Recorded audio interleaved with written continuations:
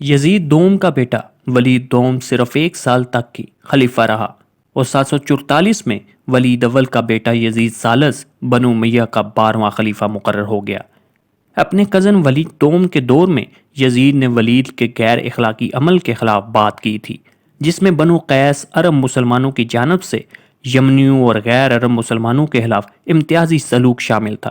اور اس مکالمے میں یزید کو قادریہ اور مرجیہ، یہ وہ لوگ تھے جو انسانی آزاد مرضی کے ماننے والے تھے، تو یزید کو ان کی حمایت بھی حاصل ہو گئی۔ اور پھر یزید خود دمشق نکل گیا اور ولید کو بغاوت کے ذریعے معزول کر گیا، اور پھر یزید کے مطابق اس نے عبدالعزیز ابن الحجاج کو ولید سے بخارا میں ملنے کے لیے بھیجا۔ عبدالعزیز نے علاقے کے مستقبل کا فیصلہ کرنے کے لیے ایک قبائلی اسمبلی شورا قائم کرنے کی پیشکش کی، لیکن ولید نے اس پیشکش کو مسترد کر دیا اور حملہ کر دیا، اور اس عمل میں وہ اپنی جان سے ہاتھ دھو بیٹھا۔ اور اس کے بعد یزید نے ولید کے بیٹوں عثمان اور حکم کو قید کر لیا، جن کو ولید نے اپنا وارث نامزد کیا تھا، اور یوں یزید خود 12واں خلیفہ مقرر ہو گیا۔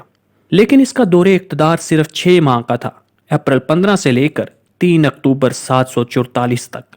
اور مرنے سے پہلے اس نے اپنے بھائی ابراہیم کو خلیفہ نامزد کر دیا، اور ابراہیم نے مشکل سے صرف 2 ماہ حکومت کی تھی، اور اس کے بعد ابراہیم نے اپنے سیاسی مخالفین کی وجہ سے اقتدار چھوڑ دیا۔ مروان ابن حکم کے 3 بیٹے تھے، ایک عبدالعزیز، دوسرے عبد الملک، اور جبکہ تیسرے محمد، جو کہ اتنے مشہور نہیں تھے۔ مروان ابن حکم کا جو تیسرا بیٹا تھا محمد، اس کا بیٹا تھا مروان دوم۔ ابراہیم کے بعد یہ مروان دوم بنو امیہ کا 14واں اور آخری خلیفہ مقرر ہوا 744 میں، اور اس نے 6 سال حکمرانی کی، 744 سے لے کر 750 تک، اور پھر اس کی موت کے ساتھ ہی بنو امیہ کی خلافت کا خاتمہ ہو گیا، اور اب خلافت بنو عباس کے پاس چلی گئی۔ بنو امیہ کا زوال عمر بن عبدالعزیز کی وفات کے بعد سے ہی شروع ہو گیا تھا، جب بنو امیہ کے ہی لوگوں نے انہیں قتل کروا دیا تھا۔ لیکن دوسری طرف بنو عباس کی داغ بیل ڈالی جا رہی تھی۔ حضرت علی رضی اللہ تعالیٰ عنہ کا خاندان اور حضرت عباس رضی اللہ تعالیٰ عنہ کا خاندان حضرت محمد صلی اللہ علیہ وسلم کے خاندان سے ہی تھا، تو ان دونوں خاندانوں کا ماننا یہ تھا کہ ہم حضور اکرم صلی اللہ علیہ وسلم کے خاندان سے ہیں، تو خلافت پر ہمارا حق ہے۔ تو پھر اسی لیے انہوں نے خلافت کی تحریک کا آغاز کر دیا۔ شروعات میں تو یہ تحریک زیادہ زوراور نہیں تھی، لیکن جب حضرت عمر بن عبدالعزیز کو بنو امیہ والوں نے قتل کروا دیا تو تب اس تحریک نے زور پکڑ لیا۔ جوگ در جوگ لوگ اس تحریک کو سپورٹ کرنے لگے، اور اس کی خاص وجہ بنو امیہ کا ظلم تھا۔ اس تحریک کا زور ایران کی حدود میں تھا، لیکن اس تحریک نے زور کیسے پکڑا اور اس کی بنیاد کیسے ڈلی؟ حضرت حسین رضی اللہ تعالیٰ عنہ کے ایک بیٹے تھے زین العابدین۔ جب حضرت حسین کو کربلا کے مقام پر شہید کر دیا گیا تو لوگوں نے ان کے بیٹے زین العابدین سے درخواست کی کہ اب آپ خاندان نبوت کی سربراہی کریں، لیکن انہوں نے انکار کر دیا، اور پھر اس کے بعد محمد بن حنفیہ کو لوگوں نے سربراہی کرنے کی درخواست کی، جس کو انہوں نے قبول کر لیا۔ لیکن محمد بن حنفیہ تھے کون؟ حضرت فاطمہ رضی اللہ تعالیٰ عنہ کے وصال کے بعد حضرت علی رضی اللہ تعالیٰ عنہ نے حنفیہ نامی ایک عورت سے شادی کی تھی، تو یہ محمد بن حنفیہ بھی حضرت علی رضی اللہ تعالیٰ عنہ کے ہی بیٹے تھے۔ اور پھر عمر بن عبدالعزیز کے دور میں یہ تحریک شروع ہو گئی تھی، اور آہستہ آہستہ لوگوں کو اپنے ساتھ ملاتے رہے، لیکن پھر محمد بن حنفیہ نے اپنے بعد اپنے بیٹے ابو ہاشم عبداللہ کو اس تحریک کا سربراہ مقرر کر دیا سن 126 ہجری میں۔ لیکن ادھر یاد رہے کہ یہ خاندان تھا تو حضرت علی کا، لیکن فاطمی خاندان سے نہیں تھا۔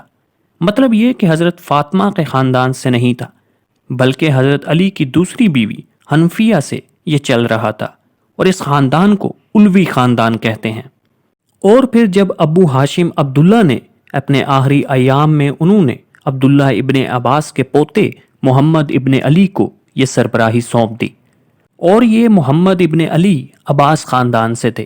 اور اس کی وجہ یہ تھی کہ ابو ہاشم عبداللہ نے یہ محسوس کیا کہ اس تحریک کی سربراہی کرنے کے لیے میرے بعد کوئی موجود نہیں ہے، تو اس لیے انہوں نے اس تحریک کی سربراہی عباس خاندان میں محمد ابن علی کو سونپ دی۔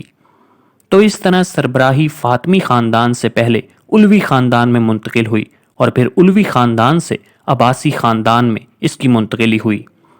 اور محمد ابن علی نے اپنے انتقال سے پہلے اپنے بیٹے ابراہیم کو اس تحریک کا سربراہ مقرر کر دیا، اور ان کے زمانے میں یہ تحریک بہت شدت اختیار کر گئی، کیونکہ اس کے دور میں ایران کا جو گورنر تھا مسلم خراسانی، اس نے تحریک کو مزید تقویت بخشی اور بنو امیہ کی اینٹ سے اینٹ بجا دی۔ ابراہیم جو اس تحریک کا موجودہ سربراہ تھا، اس نے مسلم خراسانی کو حکم دیا کہ تمہیں بنو امیہ کا جو بھی نظر آئے اس کو قتل کر دینا، کیونکہ یہ بھروسے کے قابل نہیں ہے۔